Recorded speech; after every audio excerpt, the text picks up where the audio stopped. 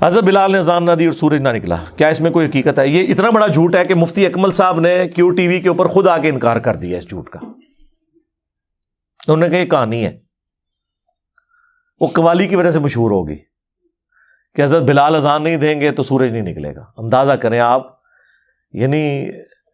اتنا بڑا جھوٹ، جبکہ ہمیں بخاری مسلم میں بالکل الٹ ملتا ہے اس کے۔ بخاری مسلم دونوں میں حدیث ہے، مسلم میں ذرا تفصیل کے ساتھ ہے، بخاری میں اس کا کچھ حصہ ہے۔ مسلم میں یہ ہے کہ نبی علیہ السلام ایک سفر کے دوران صحابہ کرام سے مشورہ کیا تو اکثریت کی رائے یہ تھی کہ رات کو آرام کرتے ہیں، فجر کے وقت نماز کے لیے اٹھ جائیں گے۔ نبی علیہ السلام کی خواہش یہ تھی کہ یہ سفر ہے، ہو سکتا ہے رات کو ہم سوئیں اور آنکھ نہ کھلے۔ اس زمانے میں کوئی الارم یا اس طرح کی چیزیں تو نہیں ہوتی تھی، تو نماز پڑھ کے ہی سوئیں۔ بہرحال حضور نے مشورہ مان لیا اور الٹیمیٹلی حضرت بلال کی ڈیوٹی لگی کہ وہ اپنی سواری پہ، اونٹ پہ بیٹھ کے مشرق کی طرف دیکھیں گے، جب پو پھوٹے گی نا طلوع فجر کے لیے، ختم سیری والی پو جو سفیدی ہلکی سی نکلتی ہے، جو فجر کا وقت ختم ہونے کے بعد نکلتی ہے وہ زردی ہوتی ہے جو سورج نکل رہا ہوتا ہے۔ ایک فجر کا وقت داخل ہوتے وقت ہلکی سی سفیدی پھوٹتی ہے مشرق کی طرف، جسے صبح صادق کہتے ہیں، جبکہ وہ بالکل وائٹ اور بلیک ڈورا جو ہے وہ ممتاز ہو جاتا ہے۔ اس سے پہلے جو ہلکی سفیدی ہے اسے صبح کاذب کہتے ہیں، جھوٹی صبح، وہ صبح نہیں ہوتی، پھر وہ صبح صادق آتی ہے جسے ہم طلوع فجر کہتے ہیں یا ختم سحری، تو وہ آگاہ کر دیں گے۔ لیکن اللہ کا کرنا کیا ہوا کہ حضرت بلال تھوڑی دیر تو وہ مطلب دیکھتے رہے، پھر انہیں بھی اونگ آنا شروع ہوگی اور وہ بھی سو گئے۔ مسلم شریف کے الفاظ ہیں، سورج اتنا بلند ہوا تو نبی علیہ السلام کی آنکھ کھلی، پھر باقی لوگ کھڑے ہوئے اٹھ کے۔ سب سے پہلے تو حضور نے کہا اس جگہ کو چھوڑو، یعنی ظاہر ہے یہ ایک شیطان کا غلبہ ہوا ادھر کہ سب کی نماز فجر کا وقت گزر گیا۔ پھر حضرت بلال سے پوچھا بھائی تیری ڈیوٹی لگائی تھی؟ ان کا یا رسول اللہ جس طرح آپ کو نیند آ گئی مجھے بھی آ گئی۔ کوئی حضور نے یہ نہیں کہا کہ تو نے یہ گستاخی کیوں کی، میرا نام بیچ میں کیوں لیا ہے، کیونکہ یہ نیچرل چیز تھی۔ بعض حضور نے کہا یہاں سے اپنا سامان اٹھاؤ، پھر کسی اور جگہ پڑاؤ کیا۔ حضرت بلال سے کہا کہ اذان دو۔ ویسے آپ ہوتے تو کہتے بلال تے اج ہوں تو کچھ عرصہ تو چھٹی کرنا، تو جڑا کام پایا ہے نا سارا دن نماز خراب کیتی ہے، نہیں، حضرت بلال سے اذان دلوائی۔ اور پھر آپ نے، سورج اتنا بلند تھا، آپ نے فجر کی نماز جماعت سے پڑھائی۔ اور پھر آپ نے فرمایا کہ اگر کوئی شخص سویا رہ جائے یا بھول جائے تو جیسے ہی اس کی آنکھ کھلے اس کے لیے نماز کا وقت وہی ہے۔ اور پھر آپ نے قرآن کی آیت تلاوت کی،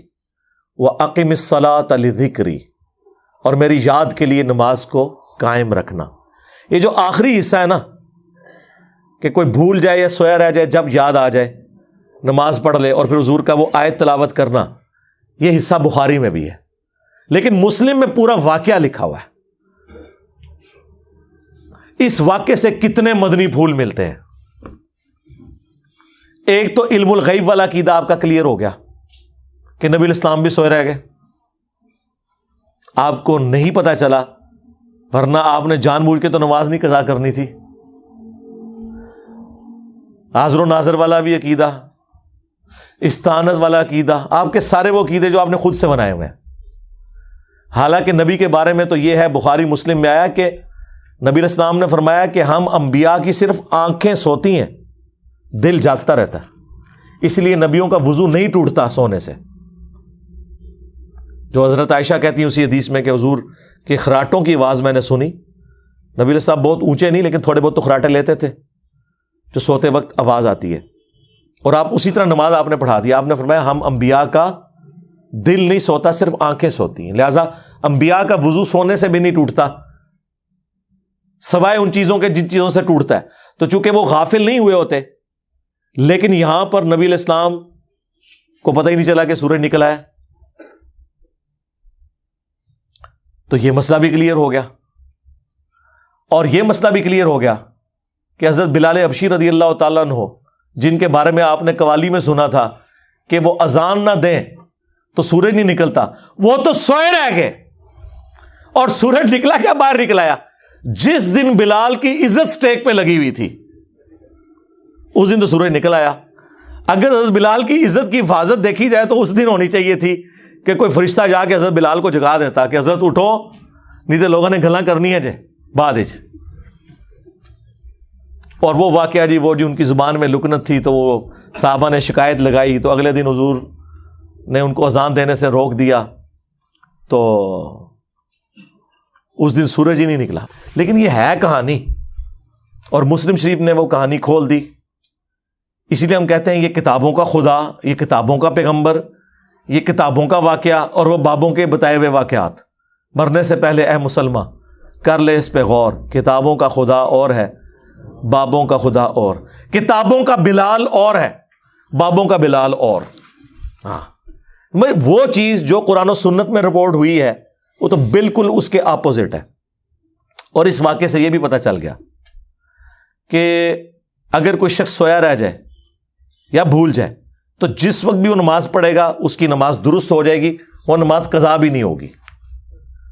جان بوجھ کے نہ کی ہو۔ بعض اوقات انسان لیٹ اٹھتا ہے نا، تو لوگ پوچھتے ہیں میں قضا پڑھنی ہے، ادا پڑھنی ہے، تو آپ جب اشراق کے وقت میں فجر پڑھیں گے تو آپ کی ادا ہے، بشرطے کہ آپ نے روٹین نہ یہ بنائی ہوئی ہو۔ کتنے لوگ ہیں پوری رات بیٹھ کے نیٹ پہ اور واٹس ایپ کے اوپر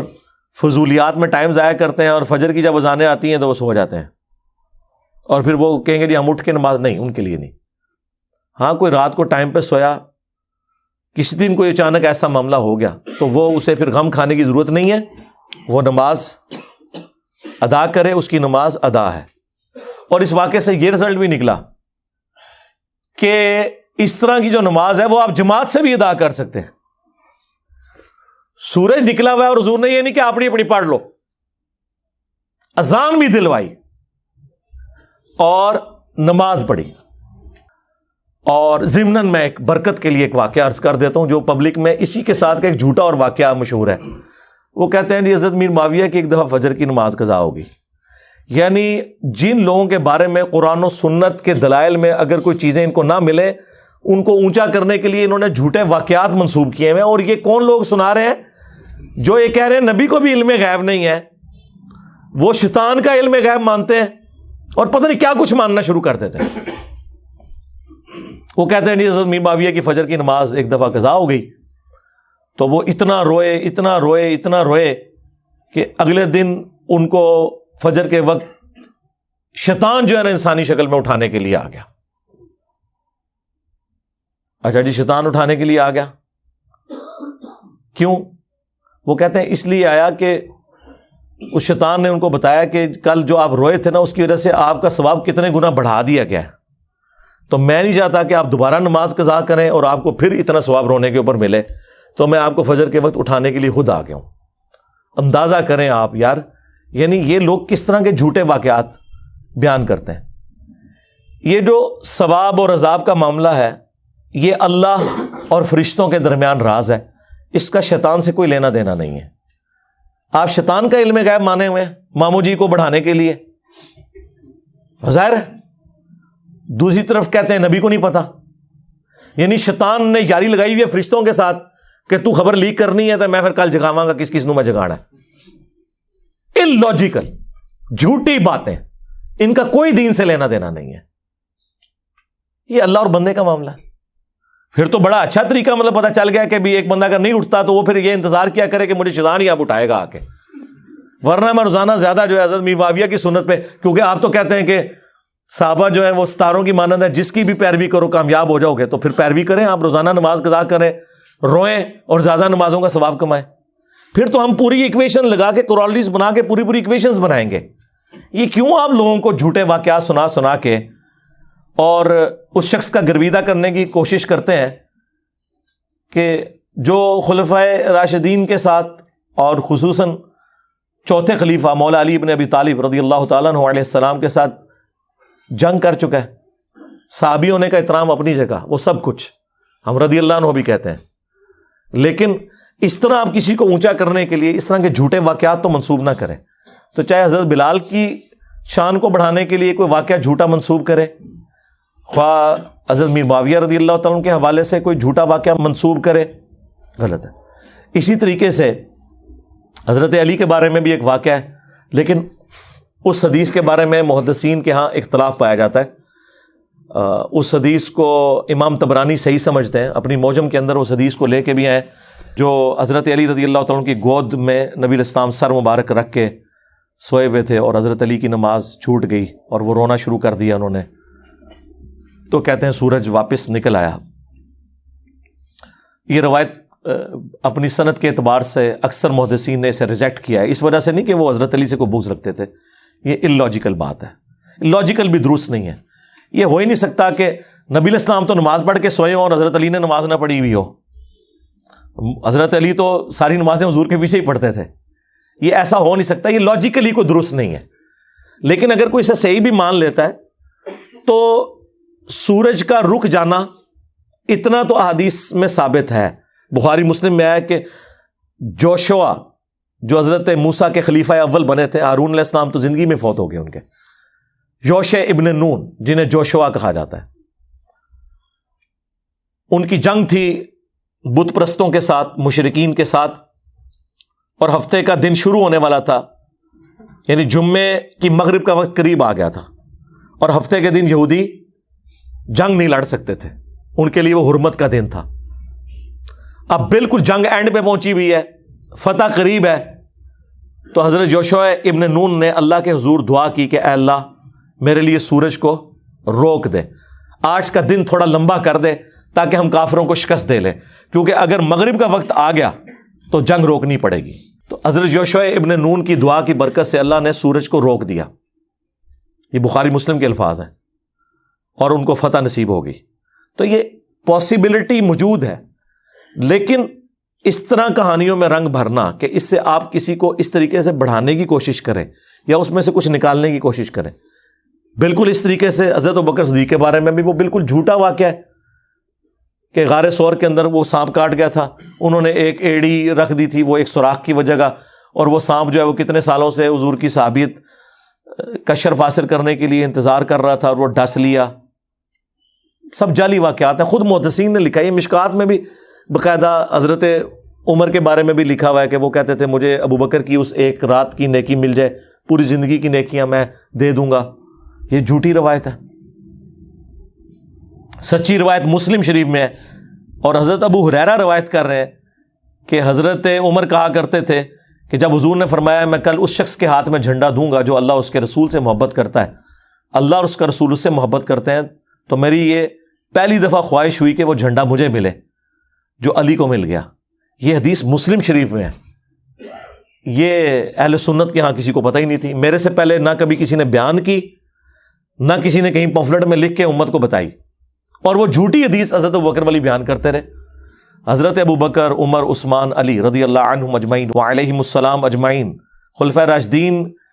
کے مرتبے کو بتانے کے لیے، ان کی فضیلت کو بتانے کے لیے جھوٹی روایتوں کا سہارا نہ لیا جائے، سچی روایتیں بہت ہیں۔ یہ بہت خطرناک معاملہ ہے، بعض اوقات رسول اللہ کی طرف کوئی چیز منسوب ہو جاتی ہے۔ بخاری مسلم میں حدیث ہے اور اس کے راوی خود مولا علی ہیں، یہ مسلم کی پہلی حدیث ہے، بخاری میں بھی ہے، جس نے میری طرف کو جھوٹی بات منسوب کی جو میں نے نہیں فرمائی تو وہ شخص اپنا مقام جہنم میں دیکھ لے، بولے اعوذ باللہ تعالی۔ بلکہ بخاری اور مسلم دونوں میں حدیث ہے کہ مولا علی علیہ السلام جب جنگ نہروان کے لیے جا رہے تھے خوارج کے خلاف، تو اپنے ساتھیوں کا مورائل بلند کرنے کے لیے، کیونکہ وہ ساتھی تھے جو آپ کے جنگ صفین کے موقع پر آپ سے ٹوٹ کے الگ ہوئے تحکیم کے ایشو پہ، تو باقی ساتھیوں کے دل میں تھا کہ یہ اتنی لمبی نمازیں پڑھتے ہیں اور یہ سب کچھ، تو حضرت علی نے حدیث بیان کی بخاری مسلم دونوں میں کہ میں آسمان سے زمین پہ گر پڑوں یہ تو مجھے گوارا ہے، لیکن یہ بات گوارا نہیں کہ میں رسول اللہ کے بارے میں کوئی ایسی بات کروں جو میں نے خود نہ سنی ہو۔ یعنی حضور پہ حدیث باندھنا یہ اتنا بڑا جرم ہے کہ کوئی شخص آسمان سے زمین پہ گرے، اس کے ٹکڑے ٹکڑے ہو جائیں، وہ عذاب کم ہے، اور رسول اللہ پہ جھوٹ باندھنے کا عذاب بڑا ہے۔ تو پھر حضرت علی نے یہ جملہ بولنے کے بعد خوارج کے خلاف قتال کرنے کے بارے میں حدیث بیان کی کہ اس امت کے بہترین لوگ ہیں جو خوارج کو قتل کریں گے، اور میں نے خود حضور سے سنا تھا۔ اور مسلم میں تو الفاظ ہیں کہ میں اب اگر ساری باتیں بتاؤں تو شاید تم میں سے بعض لوگ اس فضیلت کو اتنا بڑا سمجھیں کہ وہ سمجھیں آج کے بعد ہمیں کسی نیک کام کی ضرورت ہی نہیں ہے، جتنا بڑا کام خوارج کے خلاف قتال کرنا ہے۔ اور بخاری مسلم کے الفاظ ہیں، ابو سعید خدری کہتے ہیں کہ نہروان کے موقع پر ان خارجیوں کے خلاف ہم نے قتال کیا جن کا وہ بڑا تھا ذوالخویسرہ التمیمی نجدی، وہ جو بخاری مسلم میں ہے کہ وہ گھنی داڑھی تھی، اس کی آدھی پنڈلی تک تہمت تھی، آنکھیں دسی ہوئی تھیں، جو اعلیٰ حضرت کہتے ہیں کہ وہابی کھڑا ہوا، اس نے کہا یا رسول اللہ انصاف کریں، وہ نجدی تھا نا، تو وہ وہابیوں کو نجدی کہتے ہیں نا، تو اس میں نبی اسلام نے فرمایا کہ اس کی نسلوں میں بھی ایسے لوگ پیدا ہوں گے، اور اے علی تم رشک کرو گے ان کی نمازوں کے اوپر، اتنی لمبی نمازیں پڑھیں گے لیکن دین سے ایسے نکل جائیں گے جیسا کہ تیر اپنے شکار میں سے نکل جاتا ہے اور اس پہ کوئی اثر باقی نہیں رہتا، یعنی آر پار جب شکار سے ہو تو خون کا اثر بھی نہیں اس پہ ہوتا، یہ حالت ہوگی، اور میں اپنے زمانے میں پاؤں تو قوم عاد کی طرح انہیں تباہ و برباد کر دوں۔ اور ابو سعید خدری کہتے ہیں اللہ کی قسم یہ وہ لوگ تھے جن کے خلاف ہم نے علی بن ابی طالب کے ساتھ مل کر نہروان میں قتال کیا، یہ بخاری مسلم دونوں میں الفاظ ہیں۔ یہ جنگ جمل صفین نہروان سے متعلق ساری احادیث میرے کربلا والے ریسرچ پیپر کے اندر موجود ہیں۔ تو بات وہ شروع ہوئی تھی حضرت بلال کی اذان سے، جھوٹے واقعات سے، یہ سارے جذباتی واقعات ہیں۔ اس طرح حضرت بلال کی طرف یہ بھی ایک جھوٹا واقعہ منسوب ہے تاریخ کی کتابوں میں کہ جی وہ مدینہ چھوڑ گئے تھے کہ میں اب اذان دوں گا، تو حضرت حسن حسین نے بعد میں ان کو ریکویسٹ کی جب وہ واپس آئے اذان کے لیے، وہ واقعہ بھی ویسے آنسو نکالنے کے لیے بہت اچھا واقعہ، وہ حقیقت بات ہے، وہ عشق و سرور میں ڈوبا ہوا ہے، لیکن ان کی اسنادی حیثیت کوئی نہیں ہوتی ہے، اس لیے اس طرح کے واقعات سے بچنے میں ہی عافیت ہے۔ بعض اوقات پھر اس کے ساتھ عقیدے ایسے جڑ جاتے ہیں کہ پھر ہمیں قرآن و سنت کے دلائل کا دفاع کرنے کے لیے ایڑی چوٹی کا زور لگانا پڑتا ہے ان جھوٹے واقعات کی وجہ سے۔ یعنی ہم کہہ رہے ہیں قرآن میں لکھا ہے ایاک نعبد و ایاک نستعین، یہ کہتے ہیں نہیں جی وہ سلطان باؤ نے تو کہا ہے سن فریاد پیرا دیا پیرا، یعنی ہم آیت پڑھ رہے ہیں اور یہ آگے شعر پڑھ رہے ہوتے ہیں، ہم حدیث پڑھ رہے ہوتے ہیں، یہ کہانیاں اور واقعات سنا رہے ہوتے ہیں۔ اے پھر کیوں کیا جاندہ جی، اور اے پھر کیوں کیا جاندہ، وہ ہوندے ہی کدھر نہیں ہے۔